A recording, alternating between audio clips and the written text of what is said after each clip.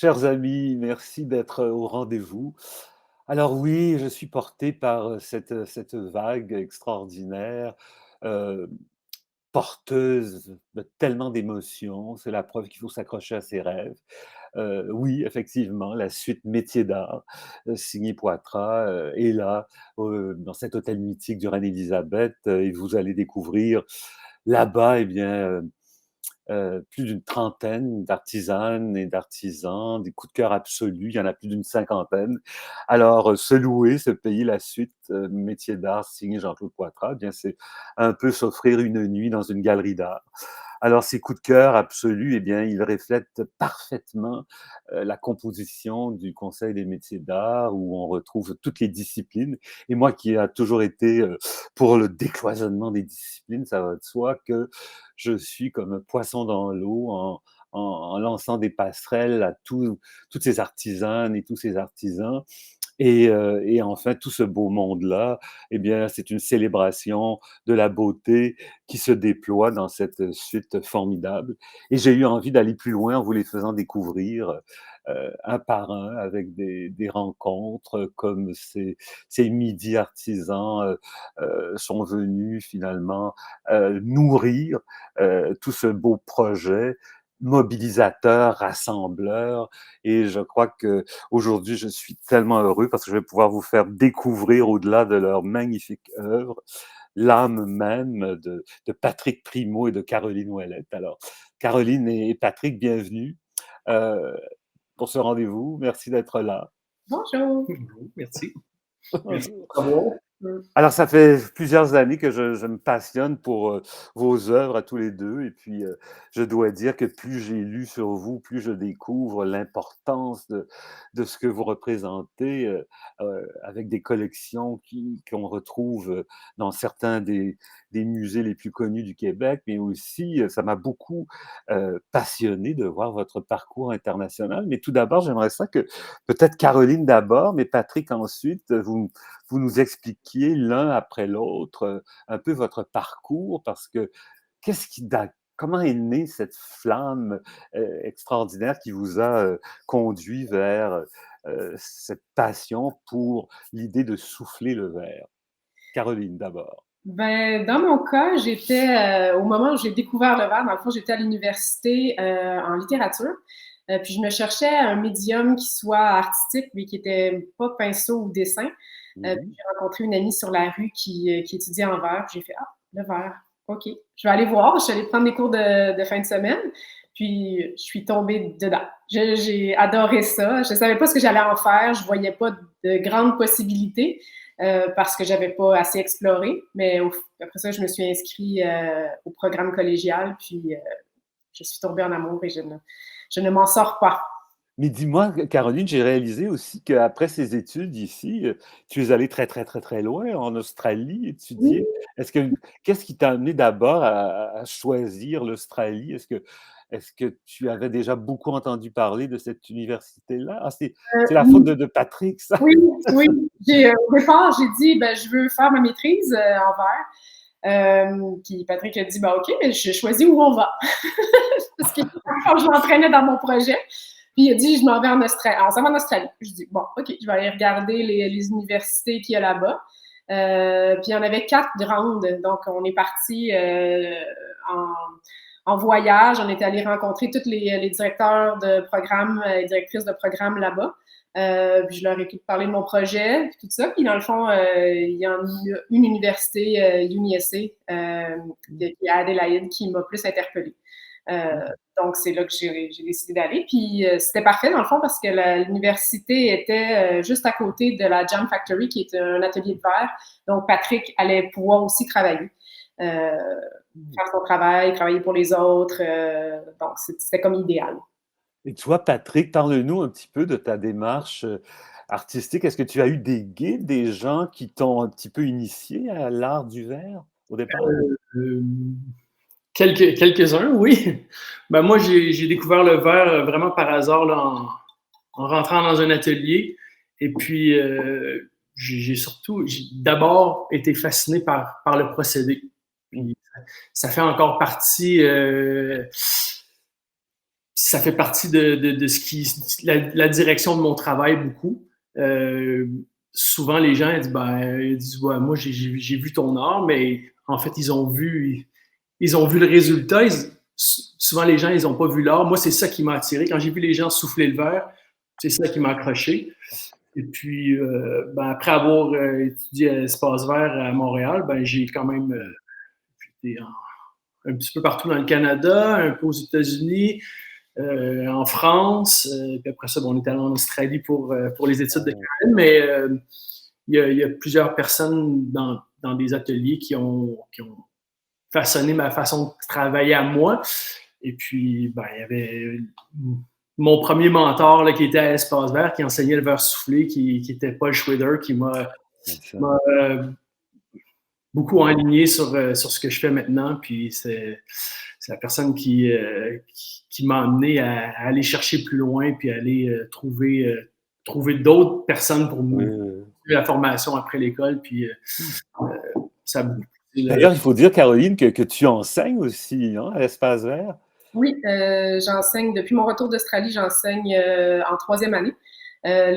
Dans le fond, toute la dernière année de leurs études, j'enseigne 2 cours.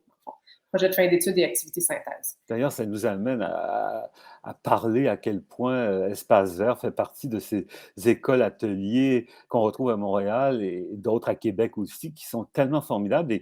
Et à chaque fois que je vais visiter vos écoles, et surtout à Espace Vert, il y a tellement d'étudiants européens qui viennent se perfectionner ici. Ça, c'est fascinant. Je trouve que des fois, vous êtes un secret trop bien gardé là-bas, non? Mais ce qui est de spécial, je pense, par rapport à l'Europe, à Espace Vert, ou en tout cas, du moins pour la France, c'est qu'on est plus axé sur l'art que sur la technique. Donc, ça ouvre des possibilités pour les gens qui ont fait des écoles vraiment très techniques en France, entre autres. Oui, c'est vrai. Et puis moi, ce qui me fascine, parce que vraiment de pouvoir travailler comme ça en couple et en parfaite complémentarité, c'est que vous avez gardé vos styles uniques tous les deux. Est-ce si je vous demandais à tous les deux, là, qu'est-ce qui caractérise, qu'est-ce qui fait l'essence du style de chacun de vous et quelle est votre approche finalement à cette signature qui vous est tellement reconnaissable? Et c'est ça que je trouve admirable, à quel point vous gardez tous les deux l'essence de votre style. Déjà, on arrive à garder l'essence de notre style parce qu'on s'aide dans certains projets, mais on ne travaille pas toute la journée ensemble. Puis, qu'est-ce qui fait en fait, souvent, c'est juste parce que c'est très honnête. On a des réflexions sur le travail de l'autre, puis on partage nos commentaires de façon vraiment honnête parce qu'on a des trucs, on fait des trucs vraiment différents. Donc, on les regarde avec un autre œil. Et puis, ça lance une discussion entre nous deux sur ce qu'on fait. Moi, j'aime les trucs qui sont plus proches presque du fonctionnel. Souvent, c'est inspiré de trucs fonctionnels. Caroline fait plus de la sculpture. Donc, on regarde ça vraiment, c'est deux mondes complètement différents. Fait qu'on a la vision extérieure. Puis des fois, je pense que ça nous aide. Puis de toute façon, les deux pourraient un peu se mélanger, mais on garde ça bien séparé là, pour l'instant, du moins. On est par contre toutes les deux très, très, très exigeants. Ah, c'est une évidence, on voit ça par la qualité de votre savoir-faire. C'est absolument admirable. Si je vous demandais tous les deux, quelle est votre réflexion sur l'évolution finalement des collectionneurs, des gens qui apprécient le verre, ici et peut-être ailleurs, que ce soit aux États-Unis ou en Europe? Est-ce que vous voyez de grandes différences dans l'approche des collectionneurs d'ici et européens ou américains? Ça va sembler bizarre, mais on ne connaît pas tant les collectionneurs de verre. Nous, on fait affaire avec des galeries qui, eux, connaissent les collectionneurs. Maintenant, à Fredericksburg, on a installé un petit espace galerie-boutique, puis on risque de rencontrer des gens qui apprécient notre travail à ce moment-ci. Mais pour le moment, à part les grandes collections, les collections qui sont privées, mais dont tout le monde connaît. Ceux-là, on sait qu'ils ont notre travail, mais mettons, les plus petits collectionneurs ou on les connaît pas vraiment. Non. Puis c'est probable, ouais, c'est dur à dire, mais probablement que les seuls changements que moi je peux voir, c'est les mêmes changements que pour n'importe quel autre truc de consommation. Des fois, les galeries font ça se passe sur l'écran, des trucs comme ça. Mais il y a souvent pour nous, ouais, comme Karine disait, jusqu'à il n'y a pas longtemps, on avait toujours des intermédiaires. Là, on a notre petit espace galerie à l'atelier. Il y a encore plein de découvertes à faire à ce niveau-là parce que c'est pas la partie du métier qu'on connaît le plus. Non, c'est ça, c'est dommage parce que dans le fond, quand on pense ça, il faut parler aux gens qui aiment notre travail, mais nous, on les connaît pas. On les connaît pas. Donc, et toi, Patrick, je crois qu'à un certain moment de ta carrière, de tes études, tu avais été marqué par la grande école vénitienne, non? Est-ce que je me trompe? Oui, elle m'a marqué. Elle laisse encore des taches.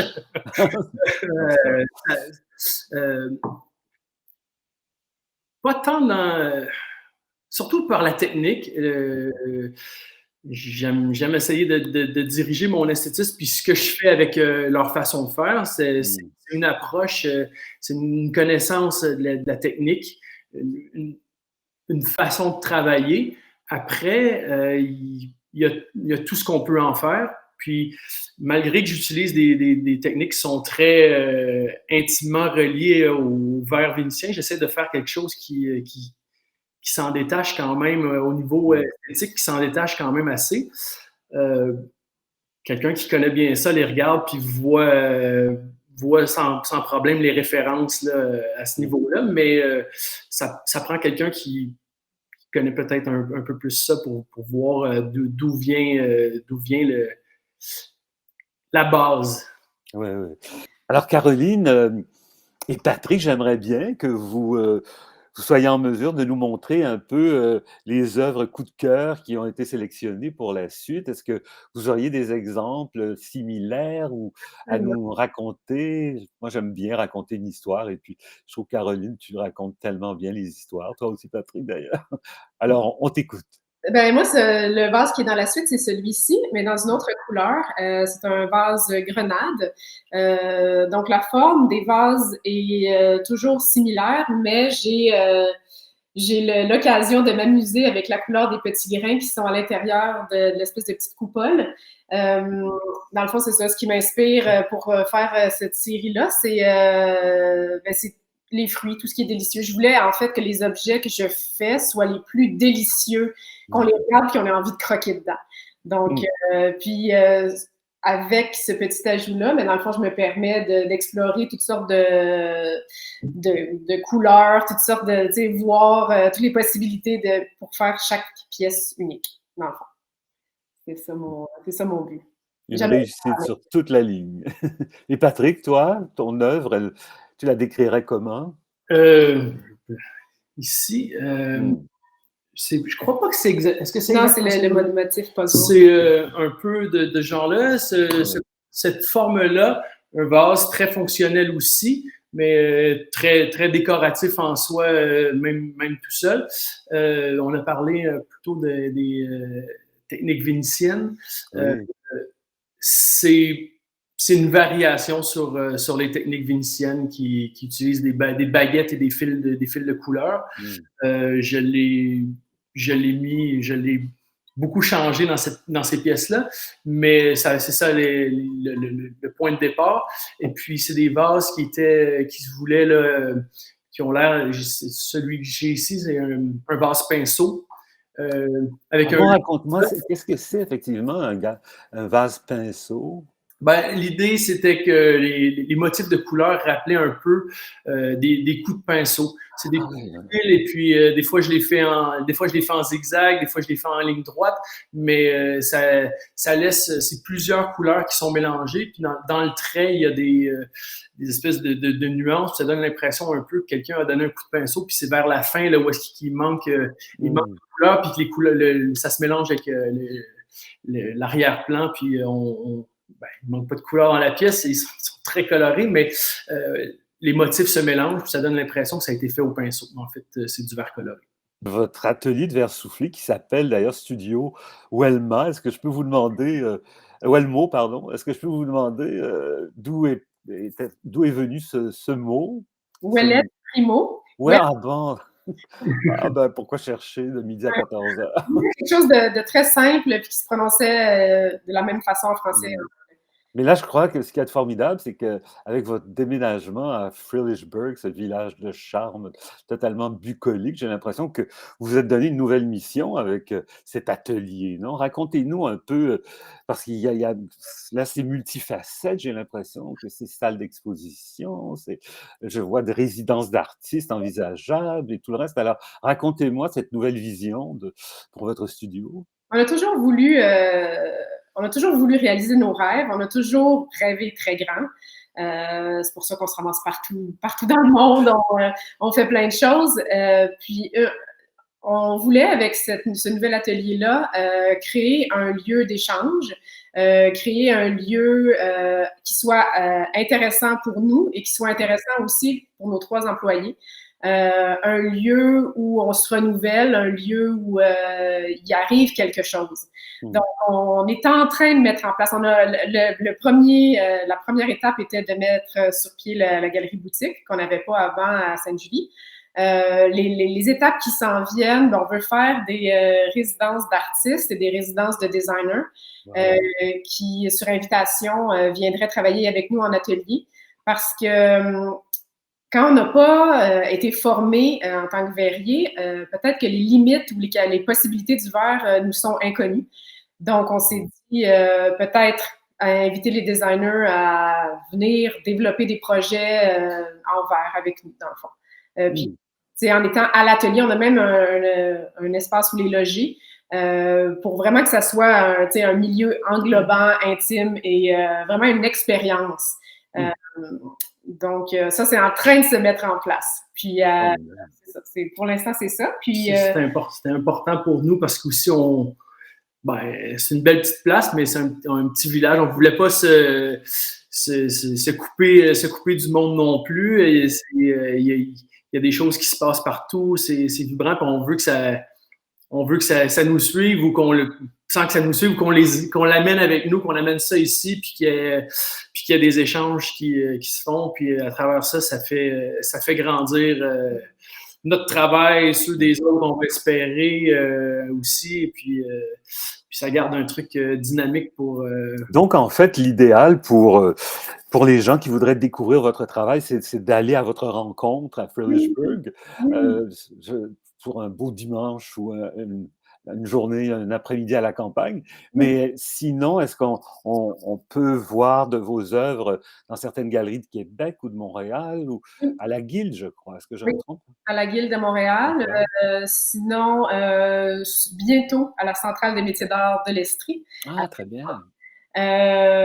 Puis sinon, ben, ça serait OK. des galeries boutiques aux États-Unis. Ouais. Sinon, à Québec, non. Non, pas ça. Non. Puis sinon, les musées, le Musée des Beaux-Arts de Montréal, puis Bien le Musée sûr. national des Beaux-Arts du Québec. Formidable. Alors, qu'est-ce qu'on peut vous souhaiter là, en terminant? Est-ce que vous avez des projets précis à part ce magnifique projet, évidemment, de votre nouveau studio à Frelichburg? Beaucoup de création, je dirais, être vraiment dans la création, puis qu'est-ce qu'on pourrait souhaiter? Des Ben, moi, voyages. Des voyages! Après 2 ans Ah, le de meilleur de tout, quoi. des La voyages. création et le voyage, et puis ouais, plein, plein, plein d'inspiration, mais vous êtes déjà tellement une source d'inspiration extraordinaire à tous les deux. un Alors bon- donc, je tiens à vous remercier du fond du cœur pour votre présence et puis, j'invite tout le monde, à vous suivre, à la lettre et puis, à vous collectionner. C'est un rêve que je pense beaucoup de gens, caressent et puis à vous découvrir aussi à travers, la suite métiers d'art au Reine-Élisabeth, ça va de soi. Alors le Oui, meilleur de tout à vous 2. Au merci beaucoup. revoir. Au Au revoir. revoir.